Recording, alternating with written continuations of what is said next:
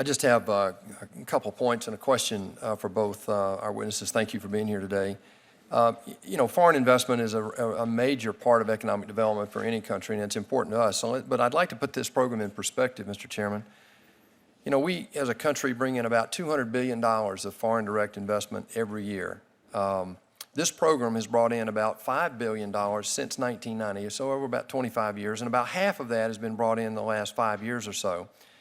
So over the life of the program, this equates to about only $200 million of foreign investment per year, and even in the last 5 years, only about $500 million per year versus the average of $200 billion as a country.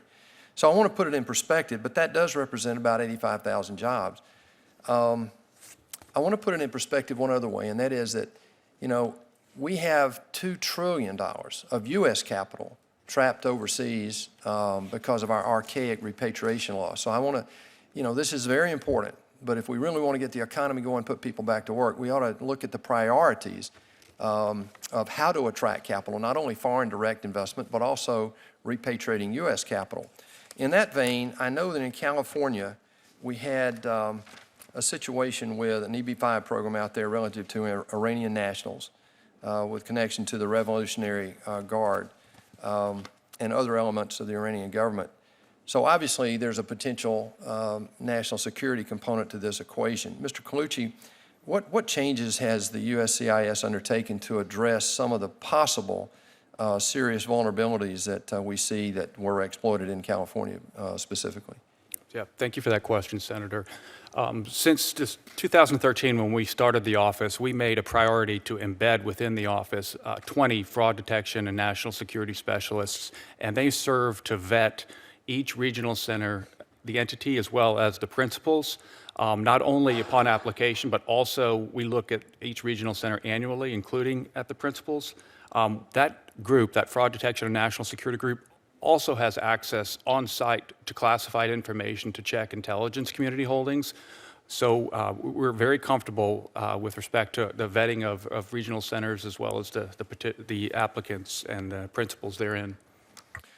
I'd like to let Mr. Cohen, with regard to active versus passive investors, I mean, what, in both of you, I ask for a response on this.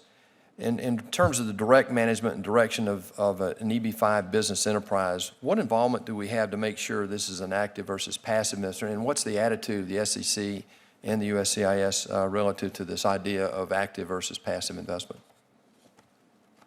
Well, Senator, from our perspective, we don't look at it to see whether it constitutes to whether it meets the guidelines for the program. We leave that to USCIS. We're quite frankly interested in it for the question of whether it constitutes an investment in a security. So we're sort of looking at it from the back end and trying to determine whether these offerings are subject to the federal securities laws. I see. So it really doesn't matter to you whether they're active or passive, is that correct, relative to it being a security?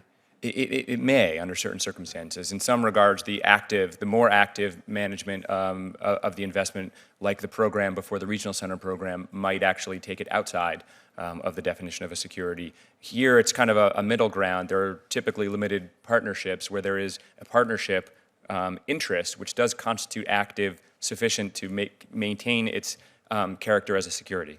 And that was part of the issue in the Iranian issue, wasn't it? Was the partnership dimension in the active versus passive conversation? Senator, I don't recall. Okay. It's certainly something we can look into, and we're happy to get. Well, how do you look at this active versus passive investment issue? People, individual investors, we have both active and I wouldn't necessarily say passive, but they're limited partners in the regional center. It's more common in the regional center context to have limited partnerships. In the standalone context, which is another part of the program, quite often we see individuals who come in and actually start a business and engaged in the business each day, but it's much more common in the regional center side of things to have limited partners. Thank you. Thank you, Mr. Chairman.